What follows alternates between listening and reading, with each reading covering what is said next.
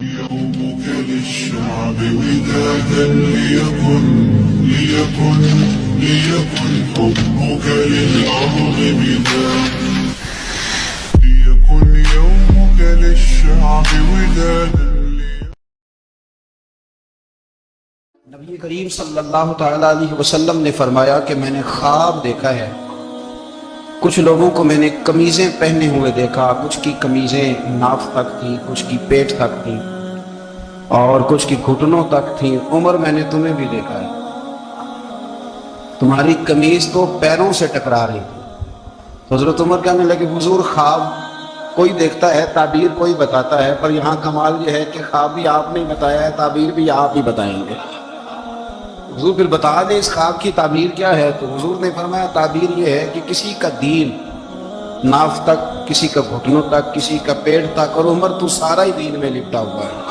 حضرت عمر فاروق رضی اللہ تعالیٰ عنہ آئیڈیل ہیں، ایک ہیرو ہیں، ان کی زندگی کے درجنوں پہلو ہیں۔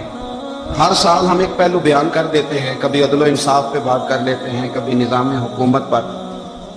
ان کی زندگی کا ایک پہلو آج بھی ہماری گفتگو کا عنوان رہے گا، پر حضرت عمر کا مرتبہ اور مقام یہ ہے کہ نبی کریم علیہ السلام نے فرمایا کہ جبریل امین 950 سال میرے عمر کی شان بیان کریں تو عمر کی شان ختم نہیں ہوتی۔ 950 سال اگر حضرت جبریل بھی بیان کریں تو یہ مقام ہے سیدنا فاروق اعظم۔ اللہ تبارک و تعالیٰ نے اس طرح سارے نبیوں میں شان حضور کو عطا فرمائی، اسی طرح تمام نبیوں کے حواریوں میں سب سے زیادہ شان حضور کے غلاموں کو عطا فرمائی۔ قرآن مجید میں اللہ کریم نے فرمایا یا ایھا الذین آمنوا قوا انفسکم واہلیکم نارا، فرمایا اے ایمان والو خود بھی جہنم کی آگ سے بچو اور اپنے گھر والوں کو بھی دوزخ کی آگ سے بچاؤ۔ حضرت عمر فاروق میں جب یہ آیت نازل ہوئی تو فوراً عرض کیا یا رسول اللہ صلی اللہ علیہ وسلم اس کا کیا مطلب ہے کہ خود بھی دوزخ کی آگ سے بچو اور اپنے گھر والوں کو بھی بچاؤ؟ تو نبی کریم علیہ السلام نے فرمایا عمر اس کا مطلب یہ ہے کہ جن چیزوں کا اللہ رسول تمہیں حکم دیتے ہیں تم اپنے گھر والوں کو ان چیزوں کا حکم دو، اور جن چیزوں سے اللہ رسول تمہیں منع کرتے ہیں تم اپنے گھر والوں کو بھی ان چیزوں سے منع کرو۔ حضرت عمر فاروق کی زندگی میں جو چیز آپ کو بہت زیادہ ملے گی نا وہ یہ ہے کہ آپ نے جتنا کڑا احتساب محاسبہ باہر والوں کا کیا ہے نا اس سے زیادہ بڑھ کے اپنا اور اپنے گھر والوں کا کیا ہے۔ یہ بڑا عجیب معاملہ ہے کہ ہم جتنے لوگ ہیں ہمارا معیار یہ ہے کہ سامنے والا غلط ہے اور میں یعنی دوسرے کا بچہ گلی میں نظر آ جائے تو اس کی غلطیاں نکلنی شروع ہو جائیں گی، اور میرا بچہ سارا شہر گھوم آئے ایک ٹائر پہ موٹر سائیکل پہ تو ہم کہتے ہیں کہ ابھی بچہ ہے، انشاءاللہ سیانا ہو جائے گا۔ اگر ابا جی آج تک سیانے نہیں ہوئے اس کو سمجھا لیں تو پھر بیٹے کا سیانا ہونا تو ہو سکتا ہے کہ وہ 60-70 سال لگ ہی جائیں۔ گھر کے اندر جب تک توجہ نہیں ہوتی اور سب سے پہلے جب تک اپنی ذات پر توجہ نہیں تو والد کا جب تک کردار بچے نہیں دیکھتے جب تک اتنی دیر تک ان کا تبدیل ہونا ممکن نہیں ہوتا۔ حضرت عمر فاروق رضی اللہ تعالیٰ عنہ باہر والوں کا بھی بڑا سخت حساب کرتے تھے۔ بڑا ایک گورنر صاحب نے لباس بڑا شاندار پہننا شروع کر دیا تھا تو حضرت عمر نے اتروا کے نا تو انہیں ٹاٹ کا لباس پہنا کے تو اونٹ چرانے کی ڈیوٹی دے دی۔ اتنا سخت احتساب کرتے تھے۔ کسائی کی دکان پر بھی 1-2 گھنٹے کھڑے ہوتے تھے۔ جو آدمی مسلسل 2 دن گوشت خریدتا تھا نا فرماتے تھے اس کا ٹیکس بڑھا دو، لوگوں کو دال نہیں مل رہی اور یہ روز گوشت کھاتا ہے۔ حضرت فاروق اعظم اس کو جزیہ کہا جاتا تھا یا کچھ اور معاملات ہوتے تھے بڑھا دیتے تھے۔ مسلسل جو 2 دن آدمی گوشت کھاتا تھا فرماتے تھے مدینے میں غربت ہے، اگر یہ والا نظام تم کرو گے تو غریب لوگ کس کی طرف دیکھیں گے۔ لیکن اس سے زیادہ بڑھ کر جو ان کی زندگی کا معیار اور سٹیٹس تھا وہ یہ تھا کہ اپنے گھر کا خاص خیال رکھتے، خاص توجہ کرتے۔ ملک شام سے اور ایران سے کچھ لوگ آپ کی خدمت میں آئے تو وہاں سے کچھ کنیزیں بھی آئیں، ان کے بادشاہ پیغام لے کے۔ شاہ ایران کی کنیز کو ملکہ نے کہا کہ نا حضرت عمر کی زوجہ کو دے کے آنا ذرا کس طرح کی۔ ہمارے ملک میں کیا کہتے ہیں خاتون اول، ذرا خاتون اول کو دے کے آنا۔ تو وہ جب آئی نا گھر میں ملنے تو کہا کہ مجھے میری ملکہ نے کہا تھا کہ عمر کی زوجہ سے اہلیہ سے ملاقات کر کے آنا۔ تو حضرت عمر کی اہلیہ نے نا ایک جوڑا کپڑوں کا دے دیا ملکہ کے لیے اور ایک خوشبو کی شیشی دے دی۔ اب جب وہ تحفے وہاں گئے تو اس ملکہ نے نا کچھ سونے کا سامان بھیجا کچھ زیورات بھیجے، کچھ تحائف بھیجے. جب حضرت عمر کے گھر آئے نا، وہ خادم لے کے آیا. اس نے کہا جی آپ کی اہلیہ نے تحفے بھیجے تھے. تو جواب میں شاہ ایران کی بیوی نے، یہاں جس ملک کا وہ سفیر تھا، انہوں نے بھی یہ بھیجے. حضرت عمر فاروق نا وہ تحفے لے کے گھر گئے تو جا کے کہنے لگے اپنی اہلیہ سے، یہ تو کب سے تحفے تحائف بھیجنے لگ گئی ہے؟ یہ کب سے نظام شروع ہو گیا؟ تو کہ حضور تحفہ دینا لینا تو ٹھیک ہے، سنت ہے، محبت بڑھتی ہے، تو یہ کوئی قباحت نہیں، اور میں نے اپنی ذاتی استعمال کے لیے جو چیزیں رکھی تھی وہ میں نے دی ہیں. حضرت عمر فاروق رضی اللہ تعالیٰ عنہ فرمانے لگے ہم نے کسی ملک کے ساتھ اور اس کے بادشاہ کے ساتھ ذاتی تعلق نہیں بنایا. تعلق جو بھی بنے گا رسول اللہ کے دین کی برکت سے بنے گا. ذاتی رشتے نہیں ہم نے قائم کرنے. ذاتی آپ کے ملک کی جو ایئر لائن جس کا ہر سال خسارے کا ڈنڈورا پیٹا جاتا ہے نا، وہ ہمارے بادشاہ صاحب اور صدر صاحب اگر غیر ملکیوں کو گھوڑا کبھی بھیجنا ہو نا، گھوڑا، تو پورا ایک جہاز گھوڑا لے کے تحفے میں جاتا ہے. پورا جہاز غریب قوم کا یہ سرمایہ، اور قوم بڑی بادشاہ ہے، لائنوں میں لا کے ووٹ دیتی ہے. دو کام ہمیشہ لائن میں لا کے کرنے، ایک بل لائن میں لا کے جمع کرانا ہے اور ایک ووٹ لائن میں لا کے، تاکہ پھر پورے 5 سال لائن میں ہی لگے رہے. مرضی سے آپ ووٹ دینا، پر جو بات درست ہے اس کو سنو. حضرت عمر فاروق رضی اللہ تعالیٰ عنہ نے اپنی اہلیہ سے پوچھا کتنے کا تھا وہ تیرا جوڑا اور خوشبو کی شیشی؟ نے کہا 3 دینار کی. فرمایا یہ 3 دینار تیرے، اور باقی جو تحفے آئے ہیں وہ تو خود کہہ، چونکہ اس نے تیرے نام بھیجے ہیں. تو کہہ کہ میں مال غنیمت میں دیتی ہوں، تو کہہ میں مسلمانوں کو کہہ. تو زوجہ ہنس پڑی، کہنے لگی میں نام ہی کہوں تو مجھے کہنا تو پڑے گا ہی، کہنا تو میں نے ہے ہی، کیونکہ سامنے عمر فاروق ہیں، لہذا تو میں کہہ دیتی ہوں میں نے دیا خزانے کو. حضرت عمر نے جمع کرا لیا. یہ کیا بات ہے؟ میرے گھر والے جو مرضی کریں، ان کا معیار زندگی جس طرح کا مرضی ہو. حضرت عمر فاروق رضی اللہ تعالیٰ عنہ اپنے بچوں کو فرمایا کرتے تھے کہ بہت آدمی کو بھوک لگی ہو نا، اور پھر اس کی پسند کا کھانا پکا ہو، اتنے شوق سے وہ اس کھانے کو دیکھتا ہے نا، فرمایا اس طرح پوری قوم اپنے بادشاہوں کے خاندان کو دیکھتی ہے. اس تیزی کے ساتھ دیکھتے ہیں کہ ان کے گھر میں کیا ہو رہا ہے، ان کا معیار زندگی کیا ہے، ان کا سٹیٹس کیا ہے. سیدنا فاروق اعظم رضی اللہ تعالیٰ عنہ نے اپنے گھر کے اندر اپنے بچوں، آپ کے بچے دونوں کاروبار کے لیے مصر گئے، تو مصر کے گورنر نے نا لوگوں کو تعارف کرایا کہ یہ عمر فاروق کے بیٹے ہیں. یہ حضرت چودھری کے بیٹے کو کون بتاتا ہے کہ تو چودھری کا بیٹا ہے؟ باہر والے بتاتے ہیں، گھر والے جی. اور سیٹھ صاحب کے بیٹے کو کون بتاتا ہے کہ تو سیٹھ صاحب کا بیٹا ہے؟ اور مالک کو کون بتاتا ہے کہ تو مالک کا بیٹا ہے اور یہ کرایہ دار ہے؟ یہ کون بتاتا ہے؟ یہ سوچ ہم دیتے ہیں بچوں کو. چودھری اور کمی کی سوچ، امیر اور غریب کی سوچ، مالک اور کرایہ دار کی سوچ، گھر کے مالک کی اور کام کرنے والے کی سوچ، یہ ہم دیتے ہیں. یاد رکھنا یہ ہم دیتے ہیں، کہ ہمارا مزاج ہے، یہ باہر سے نہیں آتا. تو کوئی شہزادہ ہے، تو سیٹھ ہے، تو نواب ہے، یہ سوچ باہر سے نہیں آتی. یہ اماں سوچ دیتی ہے، اماں، یہ ابا سوچ دیتا ہے. اور پھر جب تباہی اترتی ہے تو اس کے ذمہ دار بھی باہر والے نہیں ہوتے، گھر والے ہوتے ہیں. گھر والے ہمارے بچوں کی طبیعتوں پر زیادہ نقش باہر والوں کا نہیں ہوتا، گھر والوں کا ہوتا ہے. یاد رکھیے گا. حضرت عمر فاروق رضی اللہ، بچے ہیں، شہزادے ہیں، وہ کاروبار کرنے گئے اور وہاں لوگوں نے بتایا، گورنر صاحب نے، کہ یہ فاروق اعظم کے بچے امیر المومنین کے. لوگوں نے ان سے زیادہ مال خریدا، تجارت میں زیادہ نفع ہوا. ظاہر ہے کہ وہ آپ کے جو اللہ خیر کرے حکمران ہیں، ان کے کاروبار کتنے ملکوں میں ہیں، کس بنیاد پر ہے؟ وہ صرف اس بنیاد پر کہ وہ حکمران رہے، ان کے لیے آسان تھا بڑے لوگوں سے تعلقات بنانا.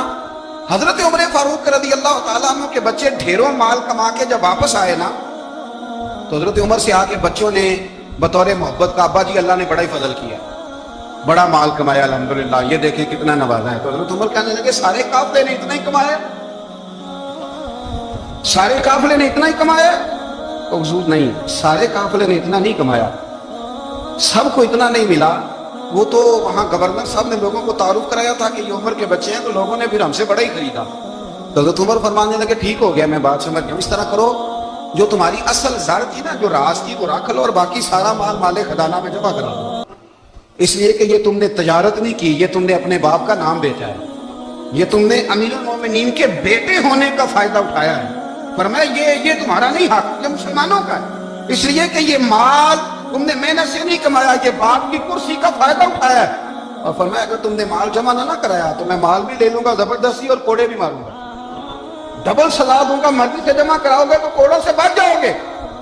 बड़े बेटे ने तो जमा करा दिया, तो छोटा थोड़ा परेशान हुआ। तो हज़रत अब्दुल्लाह इब्न उमर छोटे का माथा चूम के कहने लगे, बेटे चुप करके जमा करा, यहां भी फख्र करके हम उमर के बेटे हैं और कयामत में भी फख्र करेंगे कि हम फारूक आजम के बेटे। यहां भी नाज करेंगे और वहां भी नाज करेंगे कि उमर के बच्चे हैं। हमारे बाप ने खुद भी हलाल ही खाया है, और जब हमारी कमाने की बारी आई है तो हमें हुक्म भी हलाल खाने का दिया। भाई हमारा मिजाज नहीं। बच्चा जब लेके आता है 2 लाख रुपया तो कभी पूछे कहां से आया। जब वो पहले दिन गलत दोस्तों के पास जाके बैठता है तो कभी निकाला घर से उसे। ये बहुत सारे खमियाजे हमें इसलिए भुगतने पड़ते हैं कि हम इब्तदा में सुराख बंद नहीं करते। जब उसमें शिगाफ पड़ जाता है, सैलाब आता है, तो हमें होश आती है। हजरत उमर ने अपने घर में निगरानी रखी, कड़ी निगरानी। ज्यादा नमाज घर में पढ़ते थे, नफली नमाजें ज्यादा क्यों भला। भाई याद रखें कि आपने अगर सजदा करना है तो बच्चा लेट जाएगा, वो मुझे पता को नहीं सजदा क्या है। लेकिन जब घर में कभी कुरान अब्बा जी खोल लेना, जब अब्बा जी का मूड बन जाता लेक्चर देने का, तो घर में शुरू हो जाते हैं, कहते हैं आप लोग नमाज नहीं पढ़ते इसलिए मेरे कारोबार में बरकत कोई नहीं। तुम सवेरे कुरान पाक नहीं खोलते तो मैं तबाह हो गया। तो भैया आपने कब घर में कुरान पाक खोला था? आपने कब नमाज पढ़ी? आपने कब घर के अंदर अल्लाह रसूल का जिक्र किया था? आपने कब हदीस छेड़ी? आपने भी तो घर के अंदर जब भी आप आए हैं तो आपने वही कुछ किया जो दुनियादार करते हैं। आप भी तो अपना मोबाइल लेके अलग कोने में बैठते हैं।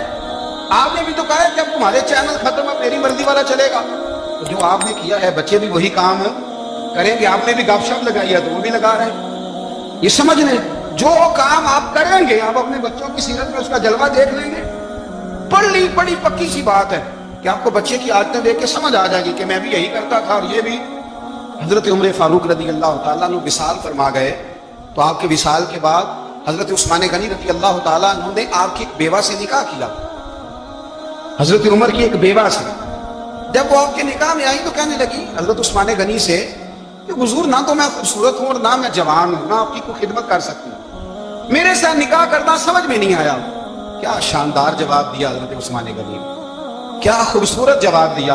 फरमाने लगे मैंने इसलिए निकाह नहीं किया कि मुझे तुम्हारे हुस्न से दिलचस्पी थी या तुम्हारी खिदमत की जरूरत थी, मैंने तो इसलिए निकाह किया है कि मुझे बताओ उमर फारूक घर के अंदर अपने रब की इबादत किस तरह करते थे, वो कुरान पाक किस तरह पढ़ते, वो रोया कैसे करते थे, इस्तिगफार का तरीका क्या, किस वक्त किस अंदाज में वो अपने रब को याद करते थे। इसलिए कि उमर कई दफा घर से आता था तो मैं उसके चेहरे पर नूर देखा करता था, मैं रोशनी देखता था, एक मियार देखता था। निकाह इसलिए किया है कि मुझे उमर की जो घर के अंदर की इबादत है उससे आगाह करो, ताकि उस्मान गनी भी चाहते हैं उस तरह के अमल करो जिस तरह की उमर फारूक करके गए। भाई जब तक हम अपने घर में वो तवज्जो नहीं देंगे, वो मिजाज देखे ना, हमारे घरों में जब नक्शा पास होता है तो टीवी लान भी उसमें होता है, ड्राइंग रूम भी होता है, नमाज की जगह भी होती है नक्शे में। सहाबा जब घर बनाते थे तो एक मस्जिद बैत का नक्शा पास करते थे, जहन में रखते थे कि ये कोना नमाज के लिए, वहां जूते लेके कोई नहीं जाएगा, वहां नमाज पढ़ी जाती थी, औरतें वहां इतिकाफ करती थी। टीवी लान तो आ गया है और घर के अंदर टीवी रखने के लिए तो एक कमरा अलग से बना दिया गया है, और अब जो नए नक्शे पास हो रहे हैं उसके अंदर घरों के अंदर जगह बनाई गई है जहाँ कंप्यूटर रखे जाएंगे और बच्चों के लिए वायरिंग होगी नीचे ताकि उन्हें कोई मुश्किल दरपेश ना हो। ये सारी चीजें हमने नहाने के लिए घरों के अंदर इतने इतने बड़े वॉशरूम बनाए हैं कि लगता यह है कि सिवाय नहाने के और काम ही नहीं कोई घर में होगा। हर चीज आ गई, और अल्लाह करे कोई तफसीर भी टेबल पे पड़ी नजर आए, कोई हदीस की किताब भी टेबल पे पड़ी नजर आए। अल्लाह करे कि जिस तरह अब्बा लतीफा सुन के आता है तो जब तक सुना ना ले उसे हजम नहीं होता। अल्लाह करे कि वो जुमे में बयान सुन के जाए तो उसका भी दिल करे मैं अपने बच्चों को सुनाऊं। वो नबी पाक की कोई हदीस कहीं से सुने तो घर जाके सुनाए। जब तक ये म्यार नहीं बनता, आप कैसे तवक्को करते हैं कि घर के अंदर अल्लाह की रहमत नाज़िल होगी? आप ये कैसे तवक्को करते हैं कि घर के अंदर वो म्यार, वो मिजाज बनेगा? हजरत उमर फारूक ने जाती जिंदगी पर जो तवज्जो दी, घर वालों के म्यार पर जो तवज्जो दी हजरत उमर फारूक रज़ी अल्लाह ताला, वो भी बड़ी दीदनी है। हजरत अबू मूसा अशअरी को ना आपने वजीर खजाना बनाया, वजीर खजाना। तो हजरत अबू मूसा अशअरी कहते हैं कि हजरत उमर को शय खजाने में रहने तो देते नहीं थे।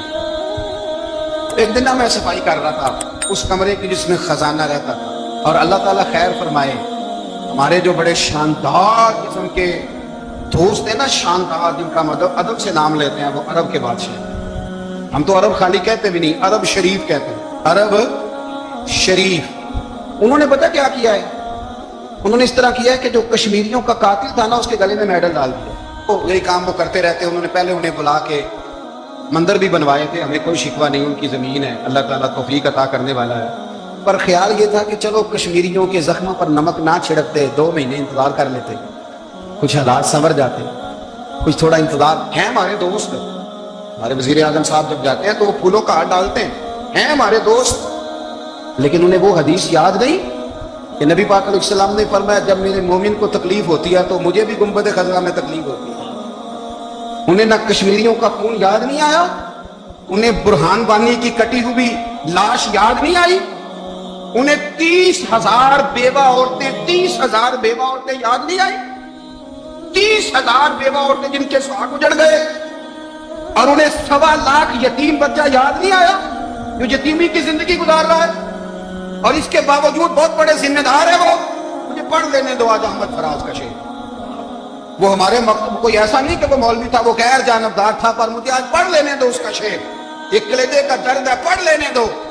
उसने कहा था कि पढ़ता हूं तो कहती है ये खालिक की किताब है, मिसले यहूदी ये सऊदी भी अजाब, उस कौम के बारे में क्या लिखूं फराज, काबे की कमाई से जो पीते हैं शराब, काबे की कमाई से जो पीते हैं शराब, उस कौम के बारे में क्या लिखूं फराज, काबे की कमाई से जो पीते हैं शराब। में ख्याल नहीं आया तुम्हारा सिर्फ दीन ये है कि कब्रें गिरा दो, मज़ारात गिरा दो, फकत ये दीन है?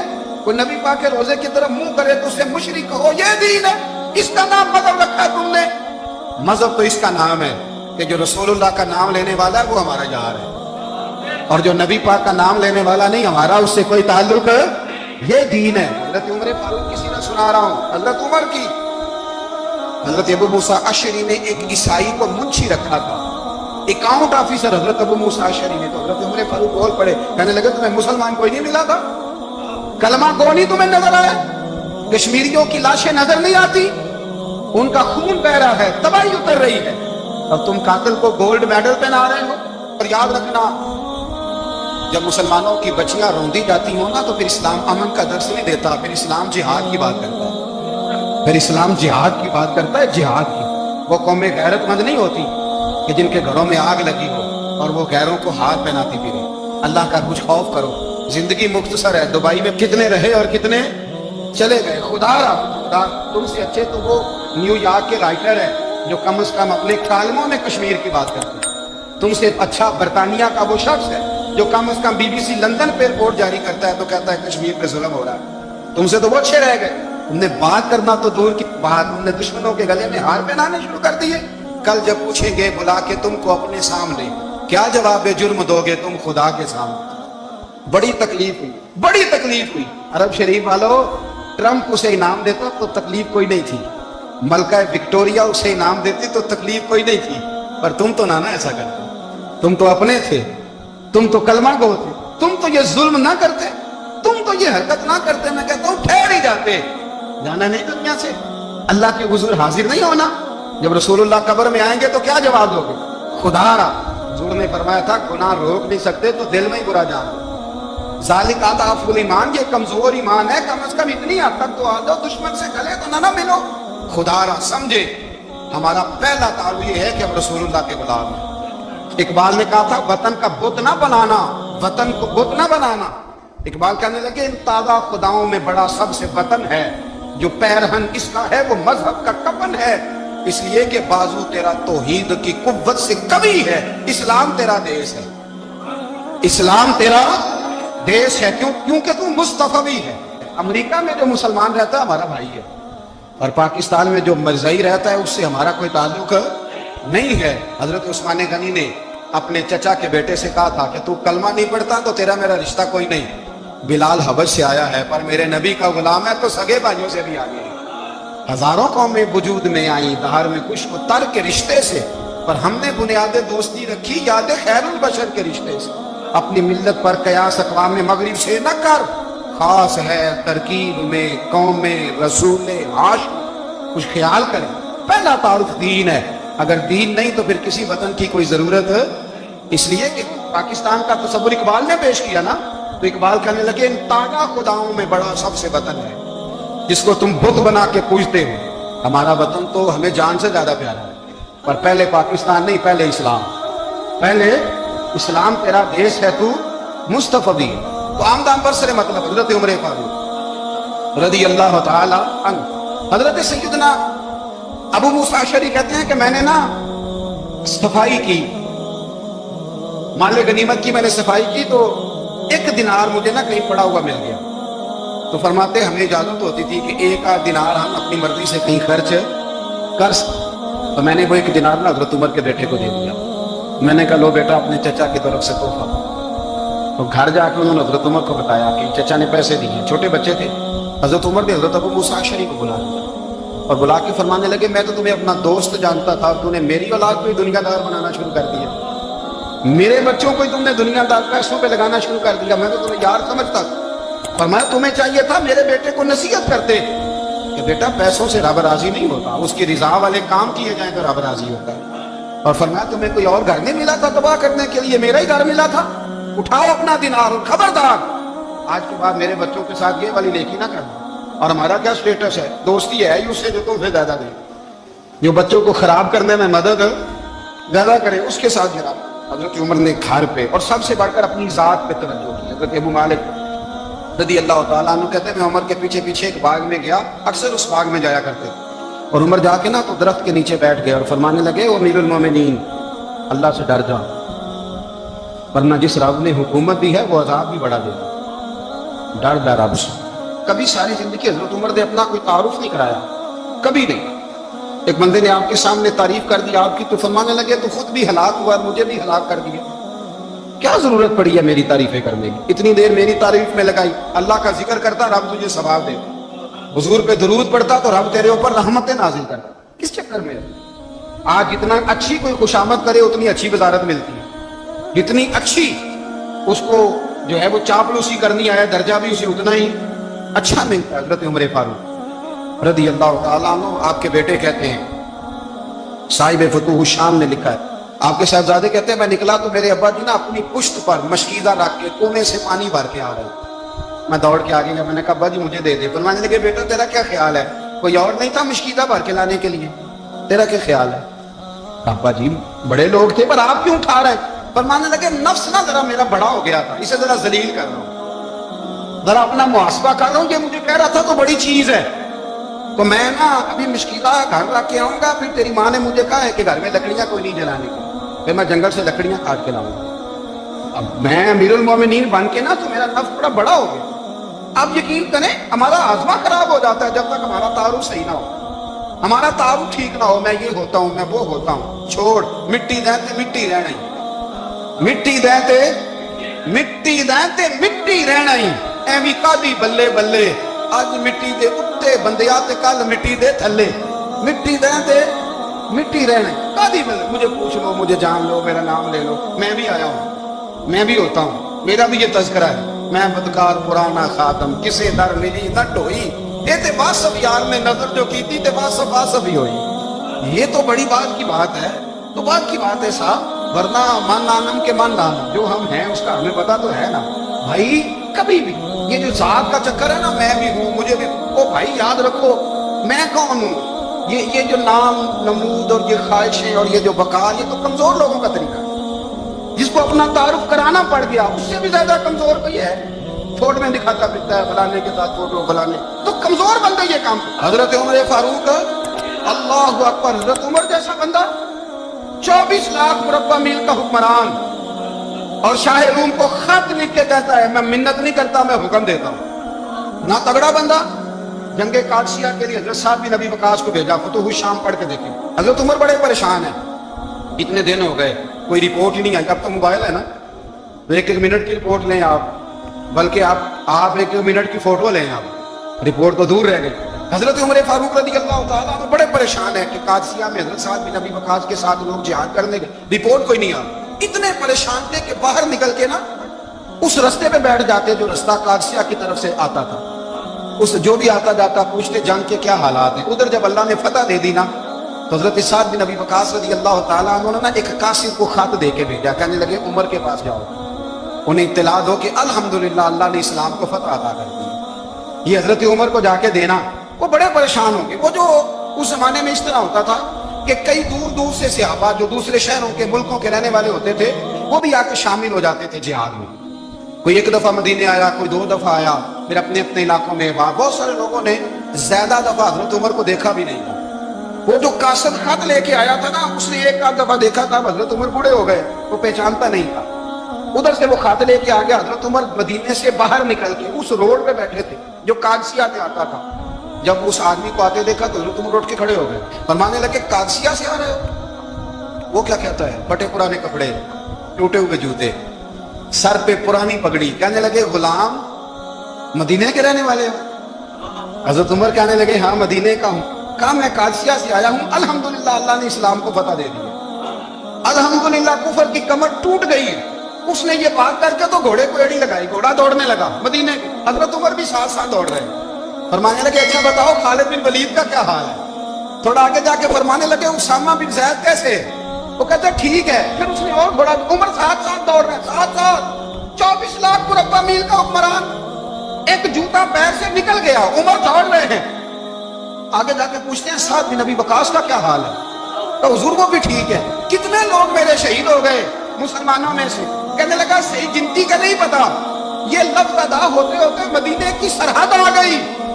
لوگوں نے عمر کو گھوڑے کے ساتھ دوڑتے دیکھا تو کہا امیر المومنین کیوں دوڑ رہے ہیں؟ وہ غلام چھلانگ لگا کے نیچے آیا, قدموں میں بیٹھ گیا. کہنے لگا حضور آپ نے بتایا ہی نہیں آپ امیر المومنین ہیں. آپ فرمانے لگے کیا بتاتا, میں تو اونٹ چلانے والے کا پتر ہوں, کیا بتاتا؟ وہ عمر ہوں جس نے اپنے گناہوں کا حساب دینا ہے. کیا بتاتا جو سعد بن ابی وقاص کو جہاد پہ بھیج کے کچھ بزدلوں کی طرح گھر پہ بیٹھ رہا ہے؟ کیا بتاتا؟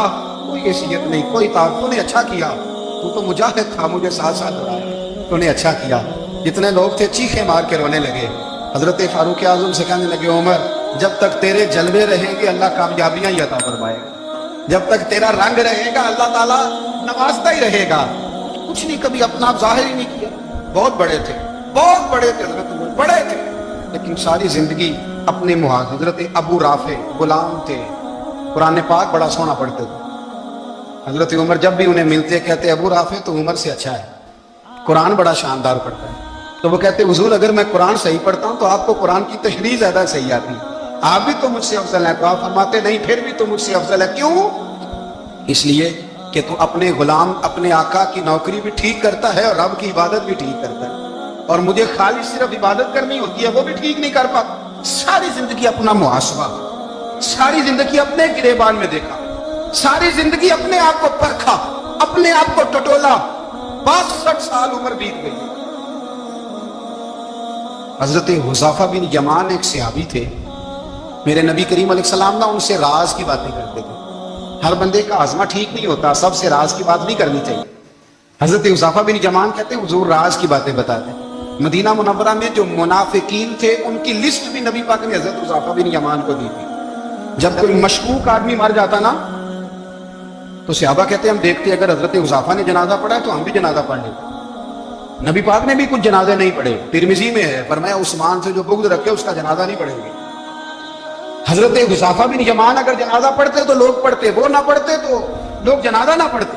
حضرت حذیفہ بن یمان کہتے ہیں جناب عمر فاروق کی خلافت کے آخری ایام تھے, کچھ دنوں کے بعد وہ شہید ہو گئے.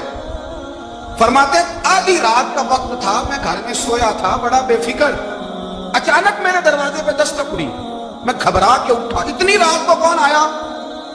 کتنے قربان جاؤں, دروازے پہ گیا تو امیر المومنین فاروق اعظم دروازے پہ. میں نے کہا عمر کوئی حکم تھا تو مجھے بلا لیتے. کہنے لگے میں نا امیر بن کے نہیں آیا, تیرا ویر بن کے آیا. امیر المومنین کی حیثیت سے سرکاری کام سے بلاتا تو وہاں بلاتا, مجھے ایک ذاتی کام پڑ گیا. کہتے میں نے عمر کو گھر کے اندر بلا کے چارپائی پہ بٹھایا. میں نے کہا میں غریب آدمی, میں کیا آپ کے کام آ سکتا ہوں؟ تو کہتے ہیں انہوں نے نا مجھے ساتھ بٹھا لیا, پھر میرا ہاتھ پکڑ لیا. کہنے لگے تو عمر کو جانتا ہے؟ عمر جھوٹ نہیں بولتا. تو جانتا ہے؟ عمر وعدوں کو پکا ہے. کہا حضور جانتا ہوں. کہا میں اس وقت آیا ہوں جب دیکھ بھی کوئی نہیں رہا. حضرت حذیفہ بن یمان کہتے ہیں پریشان ہو گیا, حضور پہلے نہ بجھوائے, مہربانی کر بتائیں کدھر آئے ہیں؟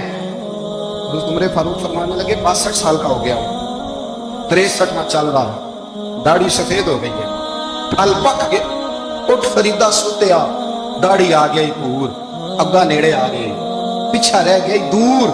اب कब्र अशर का मामला साफ नजर आने लगा है। कहा हुजूर मुझसे क्या चाहते हैं? हजरत उमर रो पड़े, कहने लगे आज मैं ईशा के बाद निकला हूं तो नबी पाक के सहाबा मुझे नेक कह रहे थे, फिर मैंने बच्चों की माँ से और बच्चों से भी पूछा है, वो भी मुझसे राजी हैं, पर हुज़ैफा तेरे साथ नबी पाक राज की बातें करते थे, सच बता कहीं उमर का नाम मुनाफिकों में शामिल तो नहीं? सच बता उन मुनाफिकीन में तो शामिल नहीं, कहीं ऊपर ऊपर से तो नहीं सारा कुछ? हजरत हुज़ैफा बिन यमान कहता है मैं बाप के मरने पे इतना नहीं रोया जितना उमर के सवाल पे रोया। मैं कदमों में बैठ गया, मैंने कहा नहीं उमर ये तो मैंने नहीं सुना, लेकिन ये मैंने नबी पाक से जरूर सुना है कि मेरे बाद अगर कोई नबी होता तो उमर इब्ने खत्ताब होता। ये मैंने अपने कानों से सुना है कि उमर जिस गली से गुजरे शैतान रास्ता बदल जाता।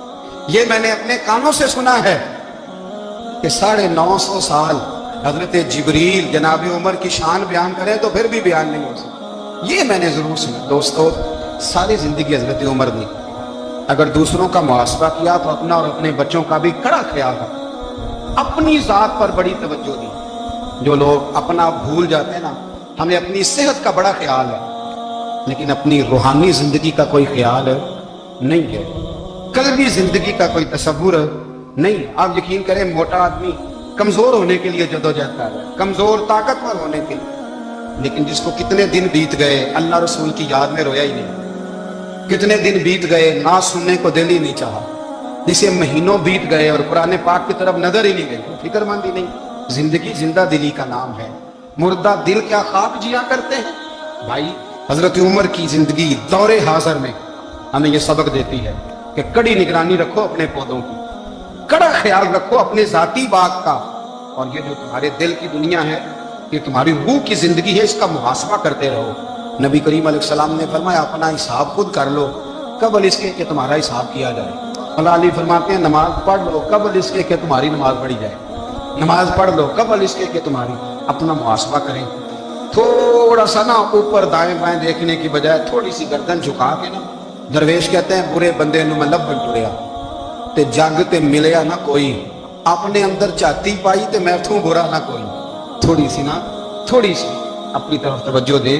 हम ना बेचैन वक्त गुजार रहे हैं, बेकरार हैं, बेसुकून हैं। सबब ये है कि हमने ना अपना हिसाब करना छोड़ दिया।